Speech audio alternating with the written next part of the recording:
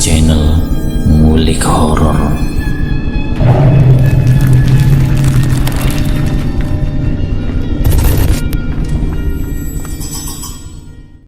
Assalamualaikum warahmatullahi wabarakatuh. Kembali lagi di channel Ngulik Horor. Channel ini menceritakan tentang kisah-kisah misteri. Pada kesempatan kali ini saya akan membawakan kisah misteri yang diambil dari YouTube-nya Ngulik Misteri dan ditulis oleh Ednavila. Kalian juga dapat mengunjungi YouTube-nya Ngulik Misteri ya. Nanti link saya akan sediakan di kolom deskripsinya. Oh ya, di dalam cerita ini nama dan tempatnya disamarkan semua ya, untuk menjaga privasi pihak yang terlibat di dalamnya. Yuk daripada kita lama-lama, langsung saja kita simak ceritanya. Bismillahirrahmanirrahim. Kali ini saya akan membawakan kisah misteri yang berjudul Tumbal Pesugihan Si Pasutri. Di kesempatan kali ini saya ingin mengangkat cerita tentang ritual pesugihan yang dilakukan oleh sang narasumber, yang dimana dia melakukan pesugihan dikarenakan saat masa remajanya dan semenjak pernikahannya dia tidak pernah mengalami kesuksesan, dimana semua modal yang digunakan untuk mengembangkan usahanya mengalami kegagalan, yang membuat si pelaku akhirnya terjerumus ke dalam jerat pesugihan. Si pelaku ini sebut saja namanya Maman dan istrinya Lasri. Dulu Maman di masa remajanya semenjak dia lulus dari SMK. Maman mencoba mengais rezeki dengan usaha yang dia yakini bisa dan mampu untuk dikembangkan di usia mudanya dengan menjajakan dagangannya lewat usaha dagang kaki lima. Tapi yang namanya orang tanpa basic atau pengalaman berjualan, selama usia usahanya 1 tahun yang Maman geluti, hasilnya habis hanya untuk makan sehari-hari, yang dimana keinginan dia untuk bisa sukses tidak berhasil. Jadi pada tahun pertama di usia Maman 20 tahun, Maman mengalami kegagalan terus sampai di usia dia ke-23 tahun. Dia mencoba menggunakan pengalaman tentang kegagalannya sebagai pedagang kaki lima dengan mencoba menggeluti usaha membuka warung atau membuka kios di kota-kota besar. Tapi yang namanya persaingan di lingkungan kota tanpa banyak referensi, tanpa banyak orang yang dikenal, yang membuat Maman ini justru semakin terperosok. Karena orang-orang yang ada di lingkungannya justru memanfaatkan keramahan si Maman, membuat usahanya Maman digunakan untuk ajang hutang piutang tetangganya. Ketika Maman ini menarik hutang tersebut, dia merasa risih, yang akhirnya usahanya Maman habis diambil orang-orang sekitar. Di tahun pertama usahanya masih lancar, tapi di tahun kedua yang namanya usaha dalam bentuk apapun yang digunakan untuk hutang piutang, ujung-ujungnya mereka pada kabur. Disinilah yang membuat modal yang digunakan Maman tidak bisa diputar kembali. Akhirnya usaha yang dikembangkan tidak bisa berkembang lagi. Maman mencoba untuk mencari modal lagi dengan menjual beberapa aset yang ditinggalkan oleh orang tuanya. Maman mencoba untuk membangun usaha lagi dengan mengambil barang milik orang lain yang akan dilimpahkan ke toko-toko, yang dimana dia mengenal beberapa pedagang yang bisa membantu Maman mengembangkan usaha yang ditekuninya. Kurang lebih 4 bulan lamanya Maman berkecimpung di usaha itu, yang sistemnya mengambil barang dan menaruh barang ke toko-toko. Memang di tahun pertama Maman bisa dibilang sangat sukses, Dari hasil pertamanya dia mengambil barang di beberapa konveksi, lalu ditaruh di toko-toko besar di Tanah Abang atau di toko-toko yang lain. Hampir seluruh toko di ibu kota dia taruh barang. Namun yang namanya pedagang pasti ada yang telat setoran atau membayar.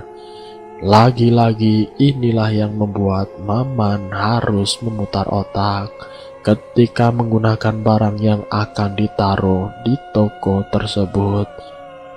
Ketika si Maman menagih ke toko tersebut yang ada, Maman justru diminta barang kembali. Jadi ketika ingin membayar sisa hutang barang yang kemarin, Maman juga harus menaruh barang kembali. Maman ini seakan-akan memodali toko-toko dengan dia menaruh barang-barangnya. Dengan modal yang memang waktu itu Maman rasa cukup dengan beberapa juta digunakan untuk menaruh barang. Tahun pertama lancar, tahun kedua dia masih merasa lancar. Bahkan hasilnya yang tadinya dia kira hanya belasan toko, di sini Maman bisa menaruh barang di 50 toko. Tapi yang namanya musibah atau apes pasti akan datang. Dan waktu musibah itu pun datang kepada Maman. Uang ratusan juta, uang yang memang sudah ada di tangan Maman. Ketika di 3 tahun pertama ada sebagian yang lunas. Dan ada sebagian yang masih nunggak atau di tangan orang. Namun biasanya kalau setiap pedagang di setiap hari Idul Fitri biasanya akan melunasi semua tunggakannya setelah hari raya. Namun tidak disangka ternyata pedagang itu kabur entah kemana, yang membuat Maman harus berputar otak kembali agar usahanya ini tidak bangkrut. Maman di waktu usia 26 tahun memang belum sempat berpikir untuk menikah. 3 tahun dia berkecimpung di dunia dagang, atau sistemnya ambil barang dan taruh barang di toko-toko. Di 4 tahun usaha itu berjalan, Maman mulai merasa kemerosotan dari usaha yang dia lakukan. 1 toko, 2 toko, bahkan beberapa toko mengalami gagal dalam usahanya. Dagangan si Maman masih utuh, tidak terjual sama sekali. Inilah yang membuat si Maman merasa dirugikan oleh pesaing-pesaingnya, yang dimana para pesaingnya ini memainkan harga yang seharusnya standar, tapi karena mereka menurunkan harga, maka banyak pedagang yang lari ke orang tersebut dan enggan melirik dagangannya Maman. Disinilah Maman akhirnya mengalami titik di mana Maman tidak bisa lagi menggerakkan usaha yang dilakukannya. Sementara tagihan yang seharusnya menjadikan target untuk dia bisa mencapai tujuan, uang yang harusnya menjadi targetnya tidak keluar maksimal, hanya beberapa ratus ribu saja. Padahal Maman ini punya puluhan toko, bahkan Maman dikenal sebagai seorang bos di kampungnya. Padahal Maman ini mempunyai puluhan toko, bahkan Maman dikenal sebagai seorang bos di kampungnya. Maman yang memang kehidupan di kota kurang lebihnya 4 tahun. Maman yang memang kehidupan di kota kurang lebihnya 4 tahun. Maman memang terbilang sangat sukses. Maman yang dikenal sebagai bos di kampungnya, dia sudah mengenal seorang wanita yang memang wanita tersebut menjadi incaran banyak pria di kampungnya. Dari pihak calon mempelai wanita ini yang memang dari kalangan orang berada dan juga dikenal sebagai bunga desa di kampungnya. Karena si Maman memang dikenal sebagai orang yang sukses di bidang usahanya. orang tua dari calon istrinya Maman mendesak agar segera menikah.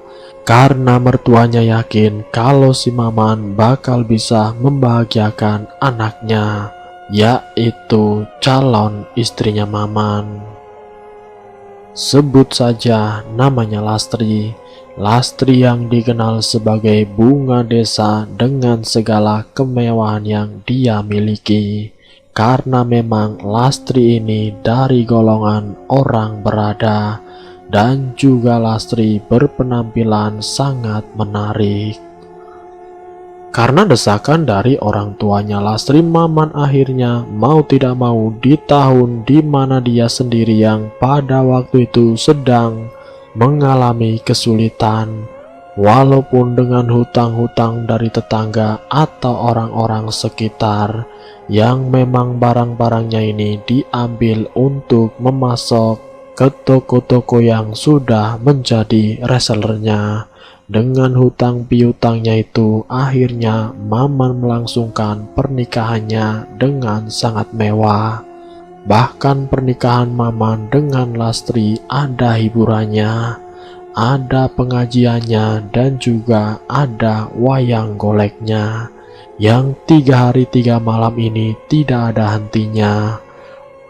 Orang tuanya Maman yang waktu itu mengenal si Maman adalah sebagai bos besar, orang yang sukses di kampungnya dengan segala apa yang ia miliki. Sementara Maman sebagai anak tunggal, orang tuanya juga meninggalkan warisan untuk Maman. Di sini Lastri yang memang juga sebagai anak tunggal, dengan apa yang dia miliki seakan-akan dihabiskan atau dipamerkan kepada tetangganya, bahwa inilah bunga desa dan orang sukses yang sedang melangsungkan hajatan pernikahan. Tapi di sini Maman sadar bahwa dia melangsungkan pernikahan dengan uang hasil menghutang. 3 bulan semenjak pernikahan, semua orang-orang yang berhubungan dengan Maman atau relasi yang bekerja sama dengan si Maman, satu persatu menagih apa yang sudah dijanjikan oleh Maman. Si Maman yang memang di tahun tersebut keadaannya sedang menurun karena banyaknya pesaing. Mau tidak mau, Maman harus menjual beberapa kiosnya untuk melunasi hutang piutangnya. Maman pun juga harus mencukupi kebutuhan istrinya yang memang kehidupannya serba royal, dengan pola hidup yang sangat mewah dan glamor. Sementara si Maman masih harus membayar hutangnya kepada tetangga atau relasi kerjanya. Setengah tahun berjalan, warisan yang ditinggali orang tuanya Maman mau tidak mau sawah-sawahnya harus terjual untuk melunasi hutangnya. Karena Maman memang dikenal orang yang sukses dan orang yang gengsinya di atas rata-rata. Pernikahannya saja dilaksanakan 3 hari 3 malam berturut-turut dengan berbagai macam hiburan. Karena hutang piutangnya sangat banyak, membuat aset atau warisan yang ditinggalkan orang tuanya Maman lambat laun terkikis. Apalagi dengan pola kehidupan Maman dan istrinya yang super loyal. Dari situlah Maman mengajak istrinya untuk lari ke pesugihan. Padahal istrinya yang sebagai bunga desa, sebagai orang yang memang royal, istrinya mau-mau saja diajak ke pesugihan dengan alasan untuk apa hidup kalau hidup dengan kemiskinan. Tanpa pikir panjang, Lastri istrinya Maman mengikuti apa yang menjadi keinginan Maman. Maman mendatangi ke tempat pesugihan lewat salah satu mbah dukun yang menjadi juru kunci di sana. Maman mengetahui tempat itu dari beberapa sumber informasi yang membuat dirinya yakin bahwa dengan jalan tersebut dia bisa memperbaiki atau merubah perekonomiannya yang tadinya hampir bangkrut bisa naik lagi derajatnya. Maman dan Lastri akhirnya lari ke tempat pesugihan tersebut. Dengan berbagai macam ritual yang dilakukan Maman dan istrinya di tempat juru kunci di mana dia hampir 7 hari 7 malam melakukan ritual. Ritual pesugihan yang dilakukan semuanya berjalan dengan lancar. Dan Maman dan istrinya harus menyiapkan nama yang akan dijadikan tumbal. Waktu itu Lastri menyarankan agar salah satu orang tuanya Maman yang menjadi korban pertama. Selesainya Maman dan istrinya melakukan ritual selama 7 hari 7 malam. Mereka pun kembali ke rumahnya. Setelah sampai di rumah, mereka mendengar kabar bahwa orang tua laki-lakinya si Lastri meninggal dunia. Menurut tetangga sekitar, kemarin sore itu orang tuanya Lastri masih mengayuh sepedanya.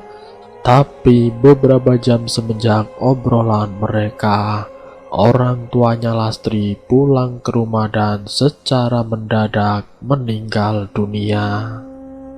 Lastri yang mendengar orang tuanya meninggal, yang memang sebenarnya si Maman dan Lastri tahu bahwa yang akan dikorbankan atau yang ditumbalkan ini orang tua laki-lakinya. Jadi si Pasutri ini pura-pura sedih ketika mengunjungi rumah orang tuanya yang sudah meninggal. Di sana pun juga sudah banyak warga yang memang berkerumun membantu menata bangku, bahkan menata tempat untuk jenazah. Sampai selesainya pemakaman, Lastri pun berbicara dengan ibunya.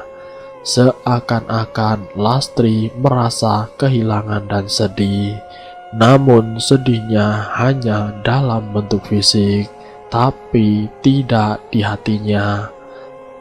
Semenjak kematian orang tuanya Lastri, usaha yang dilakukan Maman yang memang waktu itu hampir mengalami kebangkrutan. Orang-orang yang tadinya menagih kepada Maman seakan-akan dengan santainya. 1,5 tahun berjalan semenjak meninggalnya orang tuanya Lastri. Usahanya Maman semakin meningkat pesat. Maman bisa merasakan kembali kekayaan yang ia miliki. Tapi di tahun kedua, di mana usahanya meningkat semakin pesat, yang namanya pesugihan pasti akan ada penumbalan berikutnya. Di tahun kedua, sesuai dengan arahan sang juru kunci, yang dimana dia melakukan ritual, di mana setiap tahunnya dia harus menyerahkan tumbal untuk sesembahannya. Ketika si Maman dan Lastri datang kepada juru kunci, mereka menyerahkan nama karyawan-karyawannya. Tapi di sini dari pihak juru kunci menolaknya, bahkan tidak menginginkan dari nama lain selain dari kerabat atau orang terdekat dari Maman dan juga Lastri. Mereka pun bingung harus siapa yang dikorbankan dulu, harus siapa yang diserahkan terlebih dulu, antara orang tuanya Maman atau orang tuanya Lastri. Disinilah mereka berdua debat, dan yang akhirnya menjadi korban kedua itu adalah dari pihak si Maman. Orang tuanya Maman yang masih tersisa hanya yang perempuan, dan sekarang akan ditumbalkan oleh Maman, anaknya sendiri. Di tahun berikutnya, kehidupan Maman dan juga Lastri seakan-akan berubah secara drastis karena iblis yang membantu menaikkan derajat Maman dan juga istrinya. Semenjak kematian orang tuanya Maman, usahanya Maman semakin melambung tinggi. Bahkan semua barang-barang yang ada di lingkungannya seakan-akan ingin setor kepada Maman. Namun sekarang Maman sudah tidak memperdulikan orang-orang yang ingin menjatuhkannya lagi. Sekarang Maman sudah mampu memegang seluruh orang agar percaya dengan dirinya.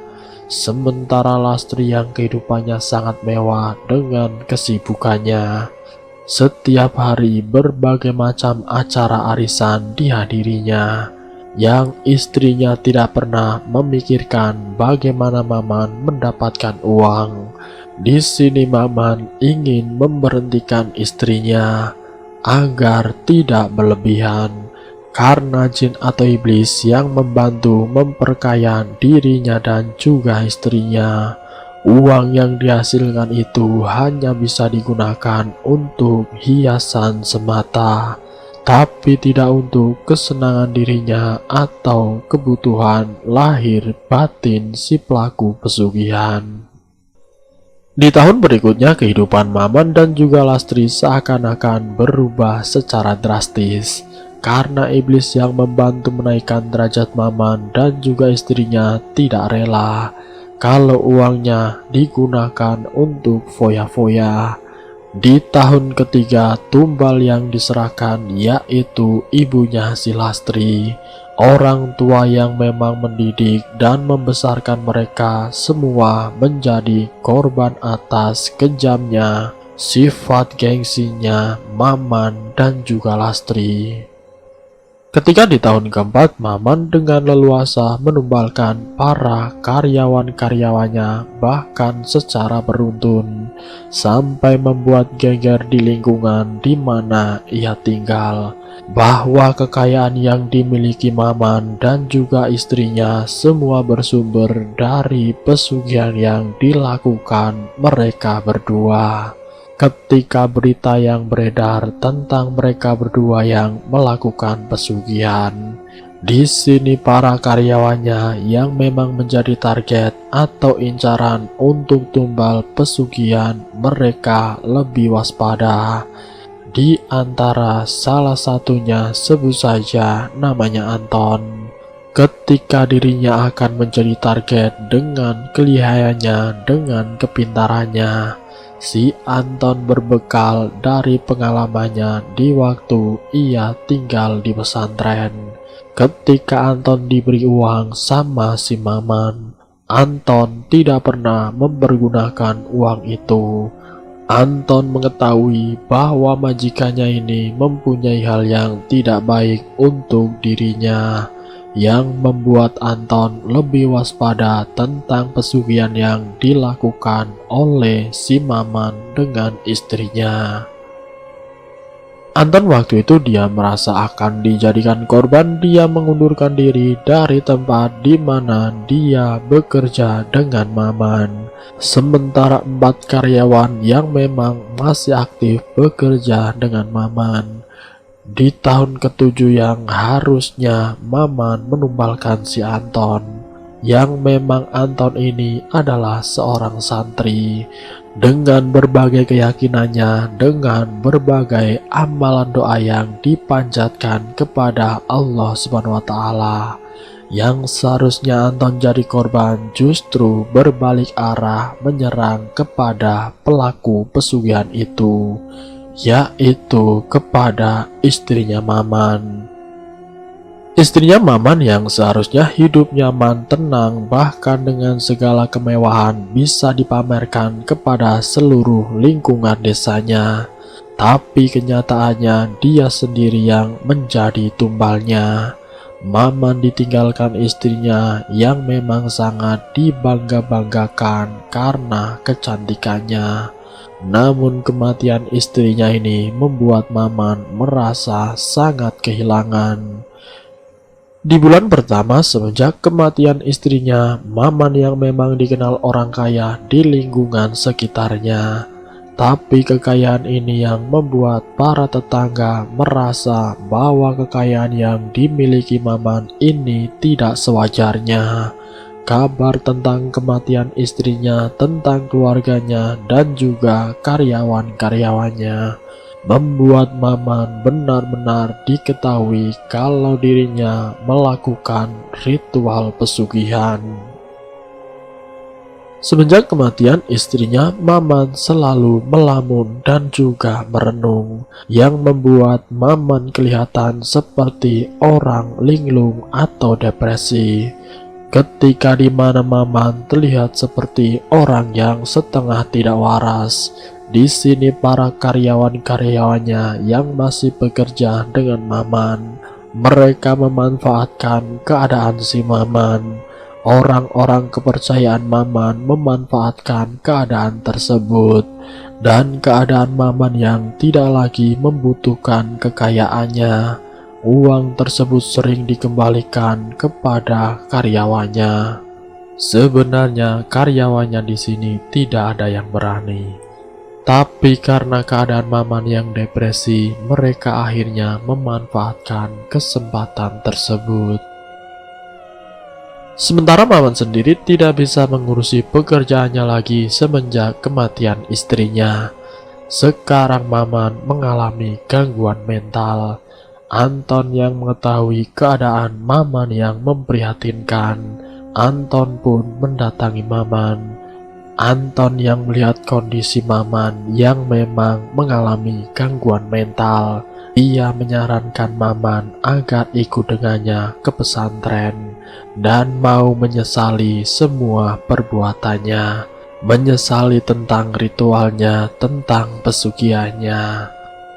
Si Maman yang memang sudah melakukan persekutuan dengan iblis membuat Maman sering mimpi didatangi iblis untuk dijadikan tumbal pesugihan, dan itu membuat Maman semakin depresi, bahkan membuat Maman terlihat seperti orang gila.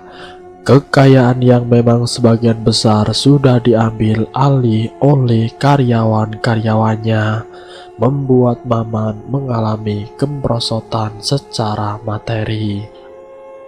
Anton yang mengajak si Maman ke pesantrennya dulu di mana dia menimba ilmu. Maman di pesantren itu pun ia diruqyah, yang membuat keadaan Maman bisa membaik. Tapi karena memang kekayaan yang dihasilkan dari ritual pesugihan, di sini Maman disarankan oleh Pak Kiai agar tidak lagi memiliki harta tersebut.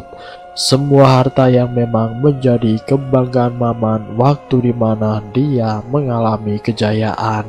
Tapi atas saran dari Pak Kiai, harta bendanya semuanya dibiarkan atau diterbengkalaikan. Singkat cerita, selang beberapa tahun semenjak Maman tinggal di pesantren, Maman mendengar kabar bahwa mereka yang main di belakang saat Maman mengalami gangguan jiwa, mereka semua sudah menjadi korban lewat kekayaan di mana dia dapatkan dari ritual pesugihan. Jadi iblis tersebut tetap mencari orang-orang yang menggunakan harta tersebut. Iblis tetap memakan orang-orang yang menggunakan harta dari si pelaku ritual pesugihan. Jadi semua mantan karyawannya Maman semuanya menjadi korban dari ritual pesugihannya Maman. Tapi Maman sendiri di sini sampai sekarang masih bisa hidup, walaupun dengan kehidupan yang apa adanya, yang hanya berbekal dari 2 rumah yang dijual untuk mengembangkan pesantren dan untuk bekal selama dia tinggal di pesantren. Dan selesai. Dari cerita ini semoga kita bisa mengambil hikmah dan pelajarannya, bahwa yang namanya bersekutu dengan iblis itu hanya memberikan hal yang buruk, atau hanya memberikan tentang kenikmatan semata saja, tanpa memberikan kenikmatan secara batin atau secara lahiriah. Ambil sisi positifnya dan buang jauh-jauh sisi negatifnya. Terima kasih sudah mampir di channel kami.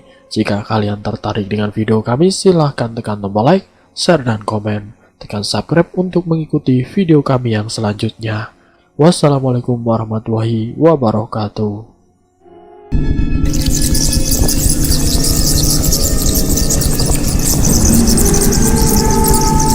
Selamat datang di channel Ngulik Horor.